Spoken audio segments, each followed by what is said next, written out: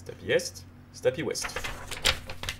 Heureusement, le stream est à l'envers, vous devriez être un peu emmerdé pour pouvoir décoder ce qu'il y avait sur cette carte. Qu'allez-vous faire? Partir à la recherche d'un peu d'héraldique? Partir vers Stapi Ouest, à travers le pont du Bossu? Ou simplement remonter vers le haut du village, là où cette espèce d'installation vous indique la présence au moins de gens de votre âge, ou du moins d'une vie un peu plus présente, puisqu'en effet, ce sont parmi les seules cheminées qui fument abondamment et un des seuls bruits qui envahit le village. Là-haut, au moins, on y travaille. Ou alors rester dans les alentours et voir ce que le maréchal Ferrand, qui tape doucement sur son enclume, peut vous proposer. Il y a évidemment la possibilité toujours de revenir dans le perchoir ou de regarder ce qu'il s'y passe autour.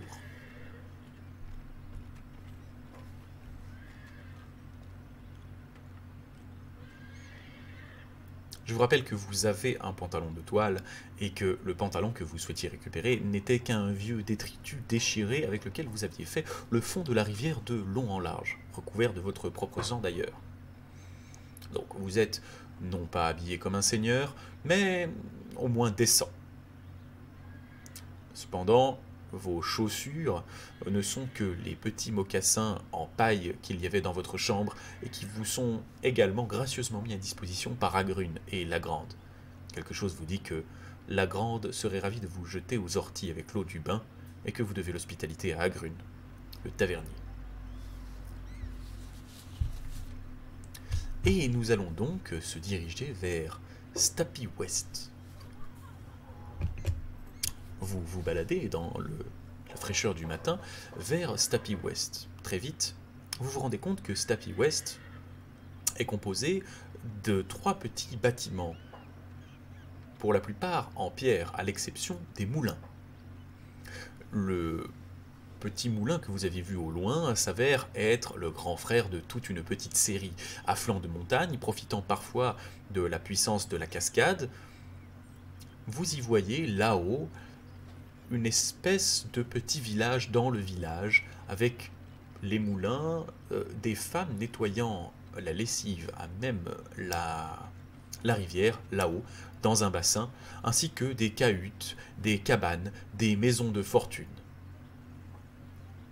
Il s'agit donc des moulins. Juste en dessous des moulins, austère, dressée non pas haut dans le ciel, mais solidement ancrée sur le flanc de la colline, une enceinte de pierre qui épouse parfaitement la muraille en bois, une grande porte, et le drapeau d'Aufsor, ou du moins celui du royaume, qui pend sur les 2 côtés d'une porte solidement amarrée. Dans un métal de plus belle facture, vous avez un heurtoir avec une tête de lion, et devant la porte, un homme, lui également assis sur un petit tabouret et équipé d'un tabard du même bleu flamboyant, avec malheureusement le décorum n'ayant pas atteint le porteur de l'équipement puisqu'il est avachi et dort à peine, appuyé sur sa lance. Il s'agit d'un planton, et donc derrière un planton, souvent, il y a une prison ou une caserne. Juste à côté, narguant la caserne, ou plutôt lui tendant son bras pour la plus malsaine des valses, vous avez un autre bâtiment de pierre non moins autoritaire, qui, au lieu de fortifier ses murailles et de laisser dormir ses ouailles, élève la magnifique cloche jusque très haut dans le ciel, puisqu'il s'agit d'une chapelle pour ne pas être appelée église, elle aussi dévouée au culte des dieux de la lumière. Évidemment, le quatrième petit intérêt de ce Stapi Ouest, c'est le pont du Bossu que vous venez de passer. Faut-il réellement un pont pour sauter par-dessus ce petit ruisseau? En cas d'inondation, vous serez ravi de le trouver. Que désirez-vous faire? Vous pouvez vous rendre vers les hauteurs, de l'autre côté du petit ruisseau, et vous diriger vers les moulins, option 1. Vous pouvez vous diriger vers ce qu'il semble être un corps de garde ou une caserne, option numéro 2. Ou alors, vous pouvez braver les grandes portes en pierre religieuses pour aller voir ce qu'il se passe du côté de l'église, malgré les mises en garde de Agrune. Quatrième option, vous pouvez vous diriger vers le pont du Bossu pour retourner dans Stapi Est. Vous avez à nouveau 2 minutes pour décider de votre chemin.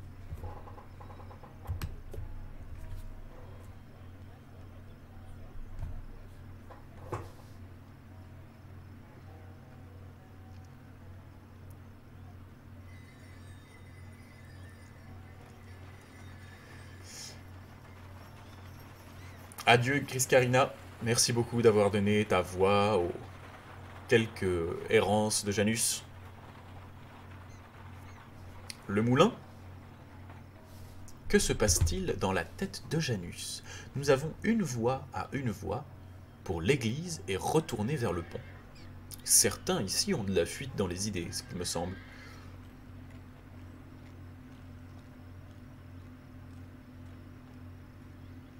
N'hésitez pas à me poser des questions dans le chat si vous en avez. Ah, Janus, malgré tous ses tourments et déchiré par ce mal de tête montant, a des fortes envies de se diriger vers l'église.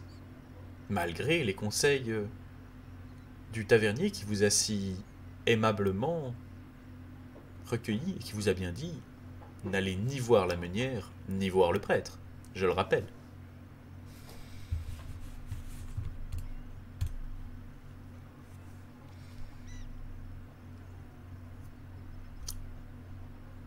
Effectivement, les risques sont tout à fait présents. Ah, et nous voyons tout de suite une tendance, maintenant que les gens se rappellent des conseils de Agrune, pour repartir du côté des hauteurs.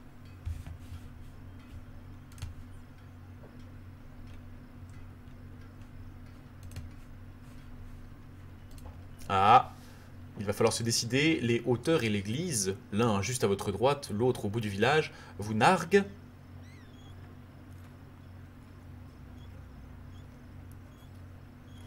Et c'est un plaisir d'avoir des viewers aussi dissidents. On va donc relancer ce petit vote avec seulement les hauteurs et l'église, et vous aurez 30 secondes pour voter. Au plus vite la modération si c'est possible.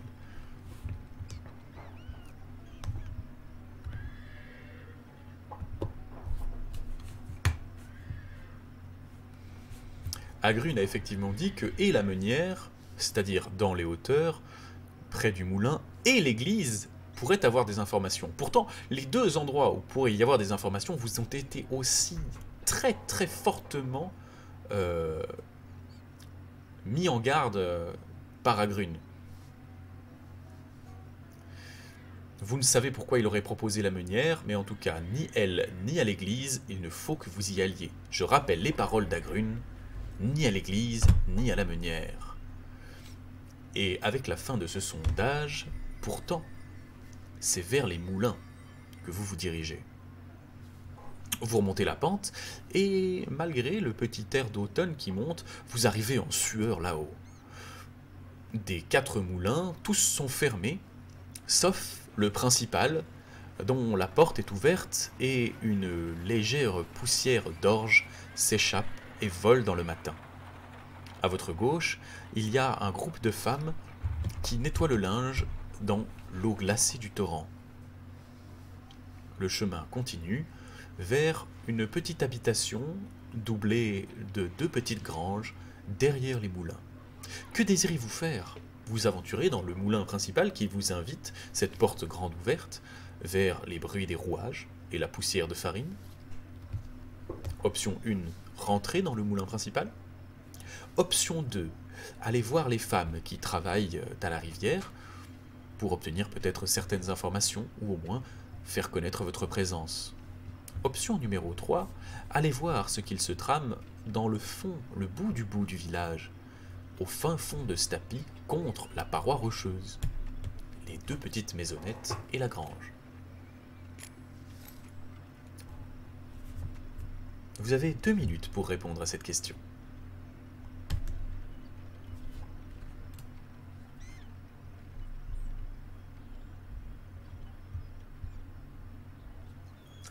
C'est une question à laquelle vous n'avez toujours pas la réponse.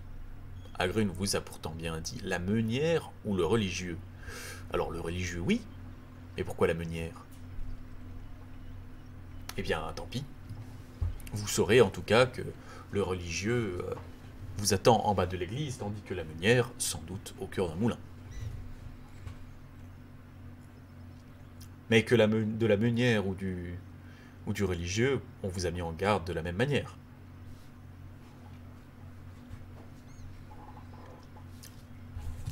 Combien sommes-nous? 13 personnes dans la tête de Janus à devoir prendre cette décision pour le moins simpliste par rapport au choix cartésien de retirer les carreaux du fond du ventre de certains. Le mal de tête a été légèrement accentué par votre petite cavalcade vers les hauteurs de Stapi, mais vous n'en êtes pas mécontent, et vous avez une magnifique vue sur tout le Stapi Est. Cela vous permet d'ailleurs notamment de définir que le grand bâtiment bordé de murs en madrier doit sûrement être une scierie. Vous voyez légèrement par-dessus, et des grands troncs passent dans une scie reliée à une roue à aube. Vous voyez de très jeunes hommes, avec des vieillards à leur côté, hurler, déplacer des troncs. Tout cela correspond à ce que vous pourriez, dans votre tête, identifier comme une scierie.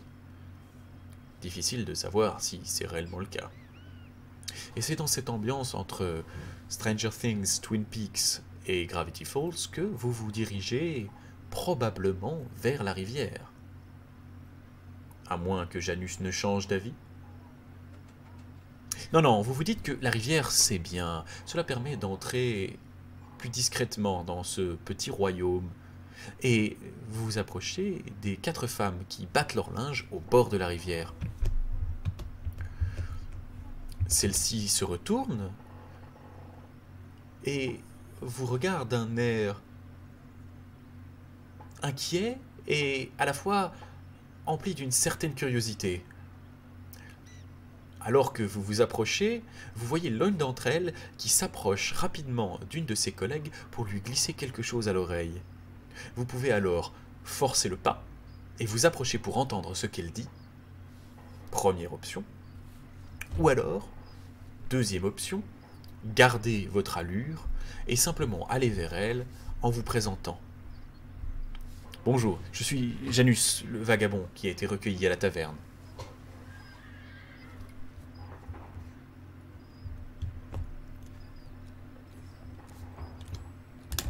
Et vous avez une petite minute pour décider de ceci. Je rappelle que vous êtes toujours armé de votre couteau, bien sûr, et à moins que vous ne vouliez faire la peau aux pauvres paysannes, je n'ai pas mis d'option pour le dégainer.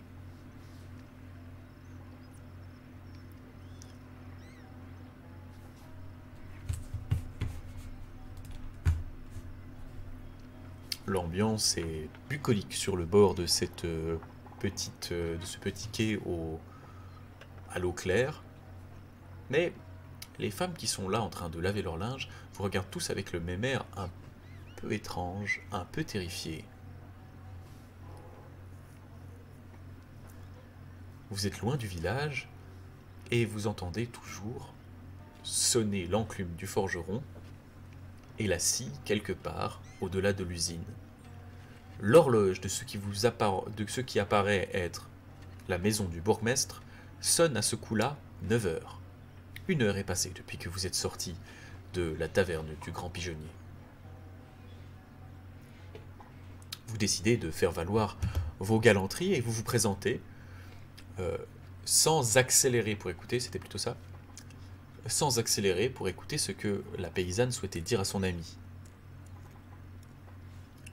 Tout le monde vous regarde et lorsque vous dites qui vous êtes, elles acquiescent, récupèrent leur linge et passent devant vous en faisant bien soin de ne pas vous toucher. Entre une souche qui traîne à côté du chemin et vous, les jeunes filles passent les unes après les autres sans vous regarder, la main sur le visage, les yeux fixés sur le pavé. Vous les laissez faire et vous continuez sur votre chemin. Option 1. Vous les laissez faire et vous continuez sur votre chemin. Option 2. Vous décidez d'en saisir une au bras ou de l'intercepter en mettant votre bras devant en disant « Tout de même, je ne mords pas ». Option 3. vous décidez de rebrousser chemin pour retourner vers le moulin et, de ce fait, laisser le fond de ce tapis à ce qu'il cache.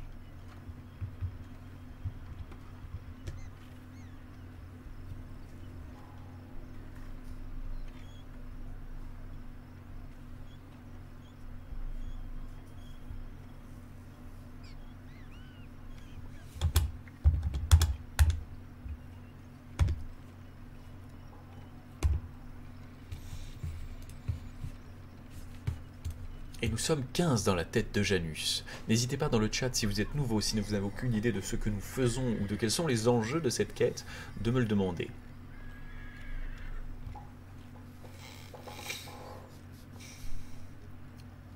J'espère que ce... Absolument. J'espère que ce nouveau gameplay vous parle, puisque c'est une partie... c'est une tentative, c'est la fameuse tentative dont je vous parlais ce soir.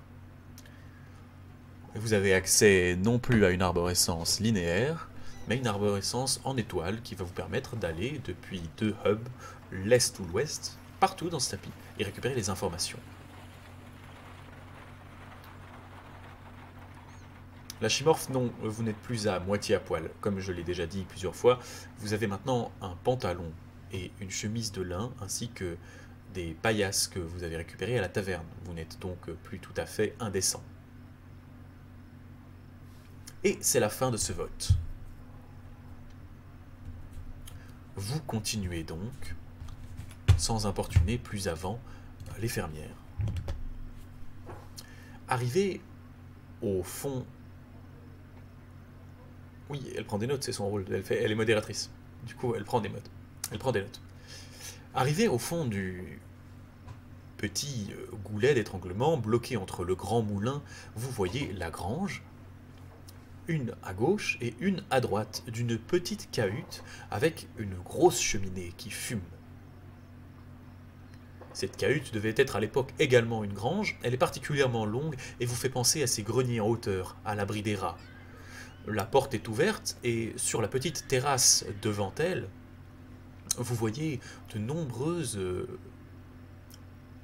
bottes de différentes herbes qui traînent, accrochées au plafond, qui sèchent au vent de l'automne. Vous pouvez décider d'aller voir dans la grange de droite, première option. Vous pouvez décider d'aller voir dans la grange de gauche, deuxième option. Ou alors, vous pouvez entrer dans cette demeure dont la chaudière fume pour voir ce qu'il s'y passe. La porte, je le rappelle, est ouverte, mais aucun signe de vie. Première option, la grange de gauche. Deuxième option, allez voir dans la grange de droite. Troisième option, allez voir à l'intérieur de la cahute. Que s'y passe-t-il? Il s'agit donc, je le rappelle, une maison construite sur le socle d'un grenier. Elle est donc surélevée, à environ 2 mètres du sol, et une petite terrasse avec un avant-toit rend le tout particulièrement coquet. Accrochées aux poutres de cet avant-toit pendent, au gré du vent, des bottes d'ail, vous reconnaissez du hou, et du romarin. Le reste des herbes vous est complètement inconnu. Vous avez pour ceci 60 secondes. Je tente à diminuer les durées des choix. N'hésitez pas à me faire savoir si vous vous ennuyez au-delà du concevable ou si les temps sont corrects.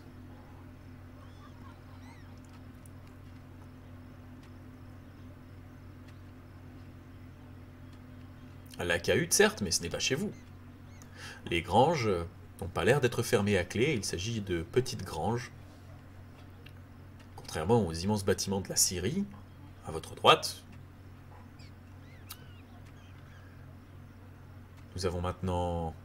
Oh, excusez-moi, j'ai oublié de vous mettre le chronomètre. Nous avons maintenant une certitude. Maniacowam, ça plaisir. Les granges non plus, c'est pas chez vous, c'est vrai. Toujours voter à droite, on va éviter ce genre de vanne. Et donc vous décidez de pénétrer dans la grange de droite à 3 voix contre 1. Vous ouvrez la porte pour constater que la grange de droite est remplie d'étagères. comme une réserve, vous voyez des rax s'étendre jusqu'au fond, très très peu éclairé par simplement une lanterne,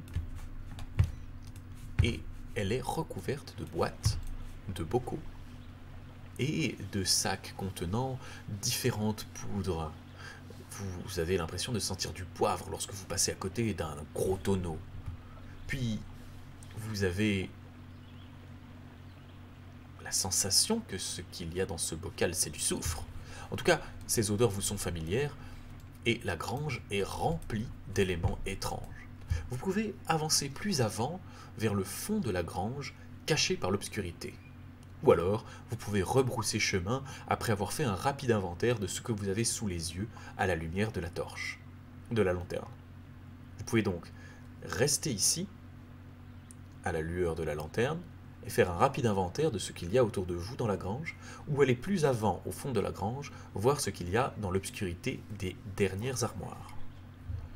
Option 1, faire un rapide inventaire et retourner sur ses pas. Option 2, aller dans l'obscurité, voir ce qu'il y a au fond de la grange.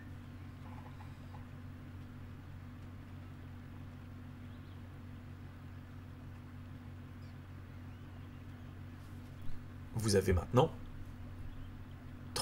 60 secondes pour choisir.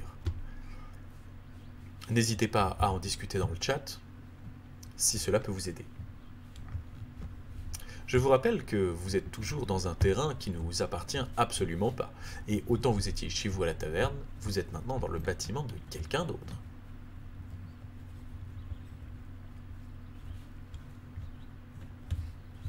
Évidemment, le bâtiment est à côté du petit ruisseau du Bossu. Effectivement, c'est la meunière que vous cherchez. Vous cherchez encore les carreaux d'arbalète du propriétaire, à savoir s'ils sont rangés dans le fond de la taverne ou dans vos fesses, dans un futur très proche. Il faut tout de même noter, puisque nous avons toujours dans l'idée d'être réaliste dans la fantaisie, que une arbalète, une épée ou une lance, ce n'est pas un jouet que l'on s'offre pour Noël. Ça coûte excessivement cher, et il n'y a réellement que les gens qui en ont besoin ou qui ont récupéré ceci qui peuvent se permettre d'en posséder une. Les carreaux sont à l'avenant, le prix est particulièrement élevé, et même si on ne remerciera pas le Seigneur que vous vous en soyez mangé une, c'est bien la marque des gens qui font la guerre, ou alors d'excellents chasseurs. Les plus pauvres se contenteront d'un arc. Vous allez voir ici, vous allez rester ici pour regarder un peu plus avant, au fond de la grange, ce qu'il s'y trouve. Vous marchez dans la poussière, la lumière filtrée à travers les poutres, et vous entrez dans l'obscurité. Les armoires du fond sont fermées par des tiroirs, et lorsque vous les ouvrez, vous faites un petit saut en arrière. Celui que vous venez d'ouvrir est rempli de crapauds momifiés. Mais qui garderait cela ici? Vous auriez pu imaginer, comme l'a si bien dit l'un des membres de votre tête, que vous étiez dans une teinturerie. Mais non, on ne teint pas des habits avec des crapauds séchés. Oh jamais, non. Vous essayez d'ouvrir un autre tiroir pour découvrir que celui-ci est rempli d'une espèce de formation granitique proche d'une étoile. Puis les bocaux qui à côté semblent contenir de la fiente de chauve-souris ou d'un autre insecte, de la vase, des graviers particulièrement ronds, une pâte noire très odorante. Tout ce qu'il y a à l'abri des lumières dans le dernier tiroir vous semble peu cohérent avec la chaleur estivale et les jolies demoiselles qui nettoyaient leur linge au devant des granges. Particulièrement malsain d'ailleurs, puisque au moment où vous vous demandez ce qu'il y aurait d'intéressant à attraper, vous remarquez une grande serpe, parfaitement affûtée, qui traîne sur un tonneau. Dans le tonneau, vous voyez une bonne centaine de boules de gui, parfaitement triées, qui baignent dans un mélange noir que vous apparentez à de la bile d'un animal, bœuf, cheval, L'odeur, en tout cas, correspond largement à vos cauchemars les plus terribles. Que faites-vous? Vous décidez, option 1, de vous emparer de la grande faucille, qui fait d'ailleurs une taille supérieure à celle de votre avant-bras, une arme de choix, en l'absence de mieux. Vous décidez d'aller regarder s'il n'y aurait pas d'autre chose dans les armoires ou derrière les armoires. Vous décidez de vous servir dans les tiroirs, ou vous décidez de ne pas faire plus long ici et de prendre vos jambes à votre cou.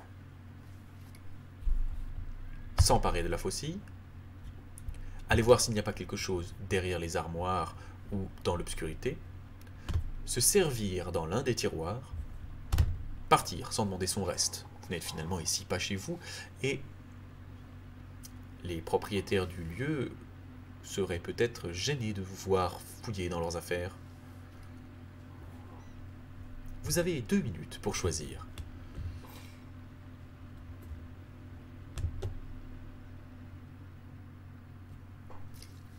Azaël, quittez de ce pas à la grange au plus vite. Vous n'êtes finalement pas chez vous, et les propriétaires de la grange pourraient ne pas apprécier de vous trouver là.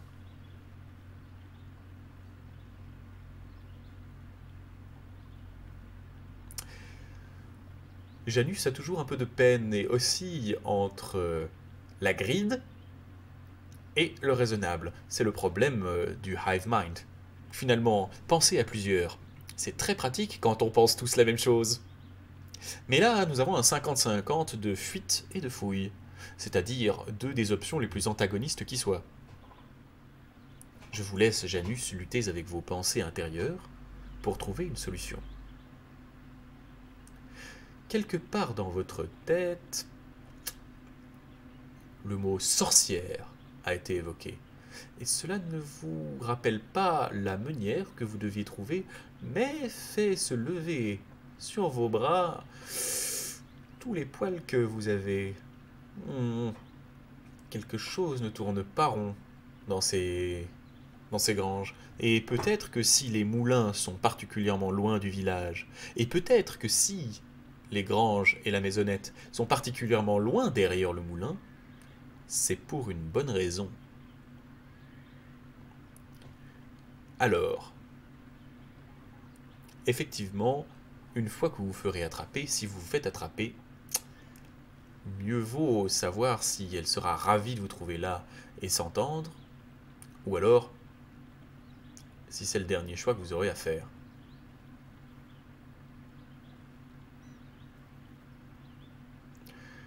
Lionel a peut-être raison, et dans le fond de votre tête, vous vous dites que peut-être ne vaudrait-il mieux pas voler ce qu'il y a là. Pourtant, non. La pondération et le calme, ça va bien. Non, vous allez vous servir dans cette armoire et vous verrez bien ce que vous y trouvez. Vous cherchez allègrement et... derrière les armoires. Attention, vous n'êtes pas toujours raccord entre mes petits démons et le chat. Donc vous cherchez derrière les armoires et vous trouvez différentes choses. L'obscurité camoufle donc bien des secrets. Derrière ces armoires, toujours enroulées dans un magnifique pan de toile, il y a 3 formes.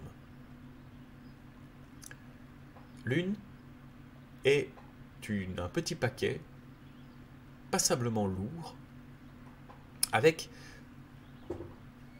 ce qui ressemble à un manche qui en dépasse. Vous ne sauriez en dire plus. Vous pouvez vous saisir de cet objet. Derrière les armoires, vous trouvez également un arc et des flèches. Un arc ainsi qu'un carquois de 3 flèches.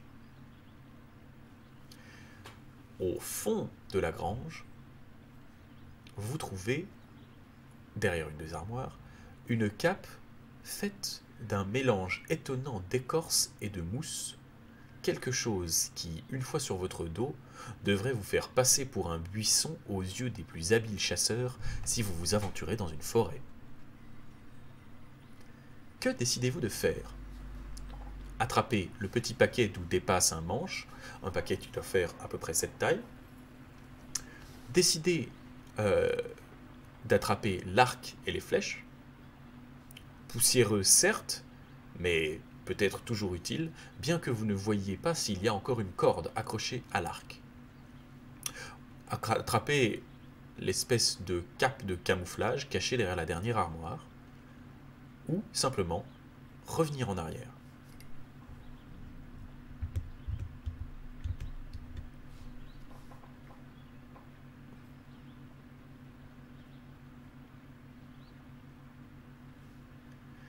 Vous avez pour répondre à cette question 2 minutes bien sûr.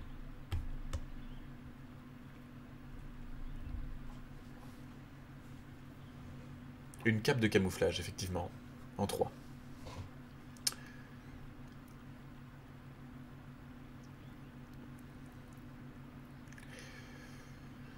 Effectivement, si l'opinion de plusieurs personnes dans la tête de Janus serait de ne pas voler la personne qui a mis ses affaires ici, la majeure partie du corps décideur de Janus pense qu'il y a moyen de faire quelque chose.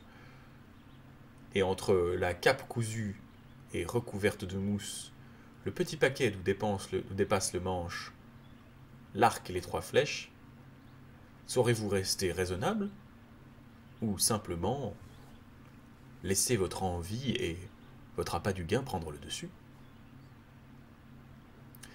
Vous ne savez pas tirer à l'arc? Peut-être. En tout cas, la chose vous paraît cohérente. Vous n'êtes pas perdu. Vous l'avez tout de suite reconnu dans l'obscurité, l'objet vous est connu. Il vous faudrait peut-être attendre de l'avoir dans les mains pour savoir réellement si vous savez ou non tirer à l'arc. Excusez-moi, j'ai oublié de mettre le bon chrono. Et effectivement, il y a toujours quelqu'un qui vote pour ne rien voler. 2 personnes maintenant, et donc la raison est de nouveau à la lutte contre le vol et la malhonnêteté. Ou peut-être il s'agit simplement d'emprunter quelque chose à un des habitants du village, puisque tous sont suspicieux envers vous. Il serait de bon ton de ne pas risquer votre peau dans le vide. Un arc pourrait vous être d'une grande utilité. Et malgré l'appât de ce matériel qui pourrait peut-être servir, même si 3 flèches, au final, n'ont peut-être pas vocation à vous sauver la vie, vous décidez de revenir en arrière et de vous dire qu'il serait peut-être temps de sortir d'ici.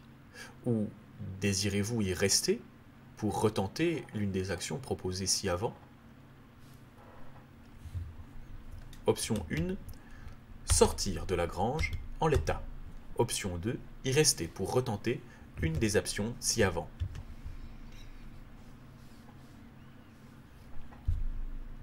Rester, partir et quitter absolument à l'instant cette grange qui vous inquiète et dont l'odeur reflétée par le soleil et la poussière ne donne rien qui vaille, la lumière tremblotante de la torche se reflétant dans votre nuque, vous seriez à la merci de quiconque entrerait dans le chambranle. Ou alors, restez encore quelques secondes pour tenter de saisir par exemple la faucille ou de tenter n'importe quelle autre action qui vous est passée par la tête plus tard. Auparavant, excusez-moi.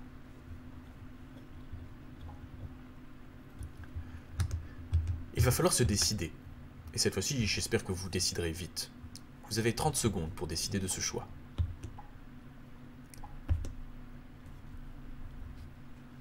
Et le renard pourra couper le sondage à partir de 30 secondes.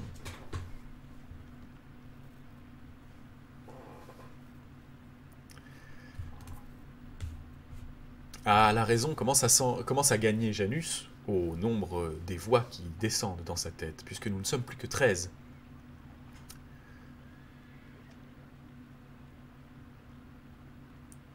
Pourtant non, vous décidez, et vous êtes de nombreux votants aujourd'hui, à partir. Vous sortez de la grange précipitamment. Non, vous ne savez pas ce qui vous a pris. Je ne pense pas que c'était la bonne idée.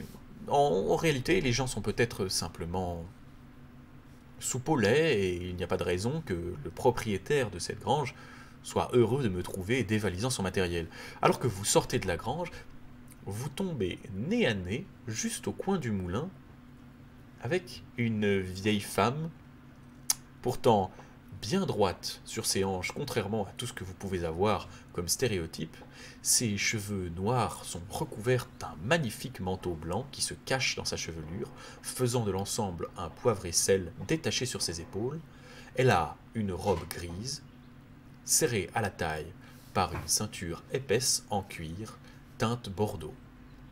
Elle vous regarde avec des sourcils noirs et les yeux gris également, la main sur les hanches, une grande besace en peau pendant à son côté, un petit couteau à gauche de la besace.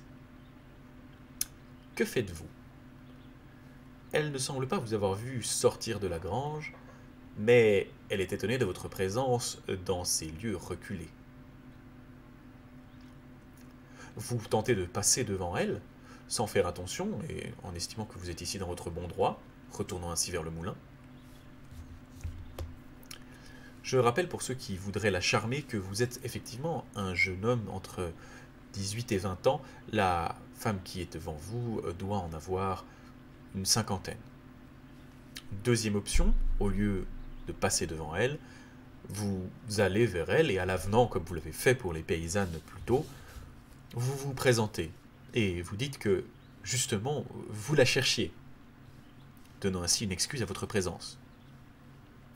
Troisième possibilité, vous jetez un coup d'œil rapide derrière la grange et assumez qu'elle est la propriétaire de ce que l'on peut y trouver, dénotant cela par un petit « Vous stockez de bien belles choses dans ces maisons, madame ».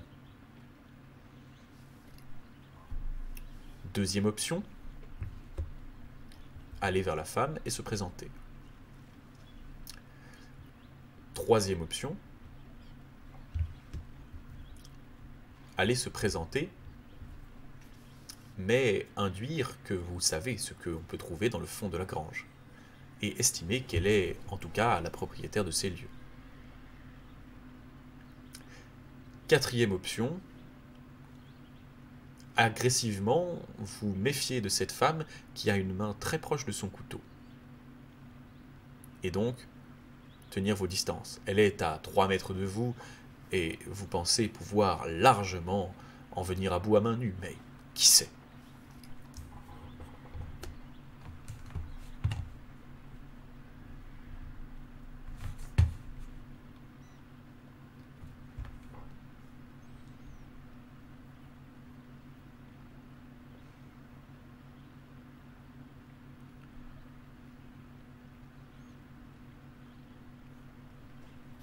Excusez-moi, je n'ai pas mis le chronomètre.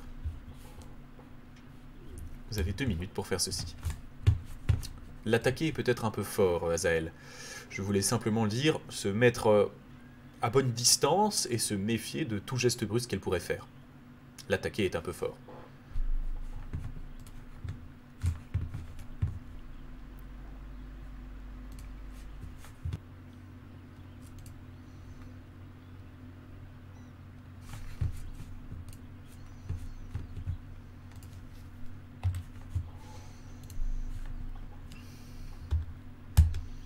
Alors que revoilà la sous-préfète, avec un débit catastrophique, je m'en excuse. Mais vous avez tout de même eu le temps de voter, et c'est ce qui compte au final. Vous décidez donc de vous présenter. Est-ce que je suis toujours là, ou est-ce que définitivement je suis perdu dans les limbes? Dites-moi. Ce sont les limbes? Ce ne sont pas les limbes, et normalement ce devrait être une réalité vachement plus fluide que tout à l'heure. Si ce n'est que maintenant, on me dit que je suis tout seul sur ce stream, ce qui me semble être faux. C'est pas grave, tant pis. Vous décidez donc de vous présenter. Bonjour madame. Je suis... Oh, je sais très bien qui vous êtes. Vous vous baladez. Ce tapis est à votre goût. Vous êtes un peu pris de court par... sa franchise, et vous remarquez que parmi toutes les personnes que vous avez eu le loisir de croiser, elle est la seule qui soutient votre regard, et qui ne semble absolument pas avoir peur de vous, d'une quelconque manière. Cette dernière avance d'un pas, et tend la main vers vous, solennellement. Oh, ne vous faites pas de soucis. J'ai l'habitude et l'étrange a toujours quelque chose de plus ou moins à voir avec moi ici. On m'appelle la meunière dans Stapi et j'ai l'avantage de posséder le double rôle de... Excusez-moi mes fiches.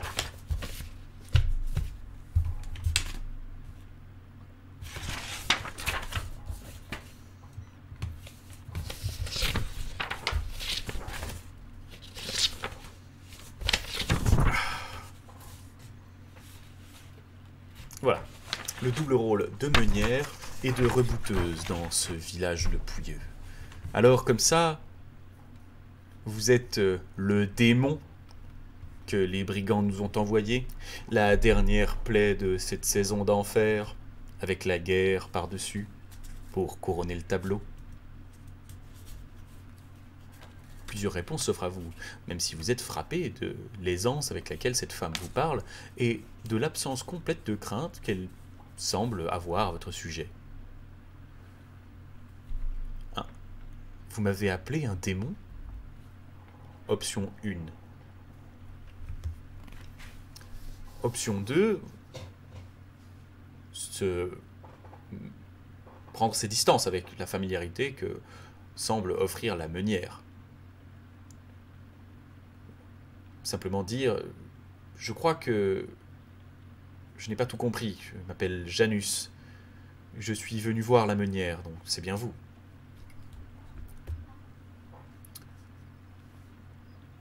La troisième option serait simplement de s'excuser platement et de dire « Je me suis peut-être trompé d'endroit et on doit m'attendre. Quelque part au fin fond de la taverne, j'ai dû laisser mon déjeuner. Toutes mes excuses. » Et partir.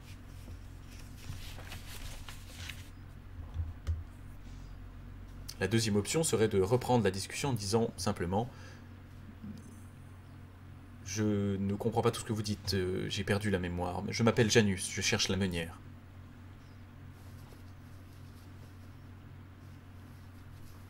Excusez-moi, j'ai oublié de fermer le gaz dans la cuisine de Batman. Vous avez 90 secondes pour décider du choix.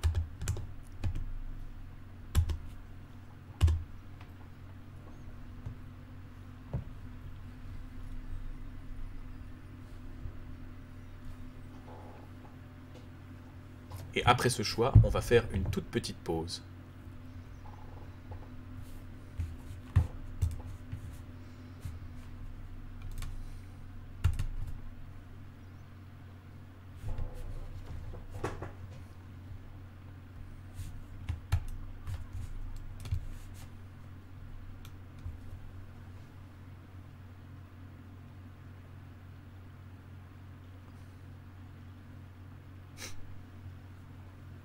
C'est pas grave pour l'option 4. Ça arrive. C'est le deuxième soir, cela avec son lot de défaites. Et en vrai, il est difficile de vous en vouloir.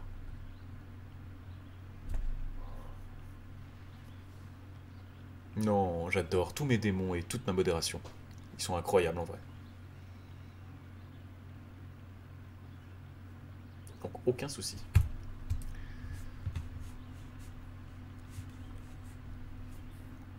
Nous allons pouvoir largement terminer ce sondage maintenant, puisque, à l'unanimité, et cette fois-ci je peux le dire, vous êtes surpris et vous demandez « Un démon ?»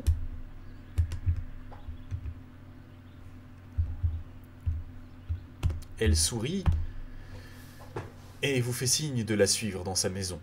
« Alors vous n'êtes pas au courant? Eh bien oui, mon cher. Janus le vagabond, vous étiez brigand hier et aujourd'hui vous êtes un démon. Et parmi les plus terribles. Venez avec moi, je vais vous expliquer. C'est sur ce que nous allons faire une toute petite pause, puisque évidemment ma connexion vient de cracher, histoire de faire bonne mesure, et que je vous retrouve dans 10 minutes, à 22h10. YouTube, c'est aussi la pause que l'on fait maintenant.